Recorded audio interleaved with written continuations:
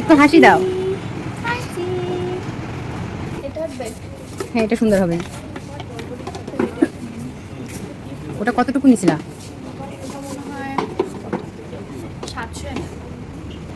Liana, Liana, এই দেখো, তুমি কার কোলে উঠছো? তোমার ফরেনার ফুপি? হ্যাঁ, তোমার ফরেনার ফুপির সঙ্গে কোথায় আসছো তুমি?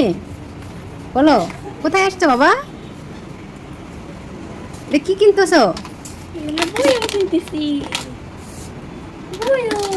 চলো।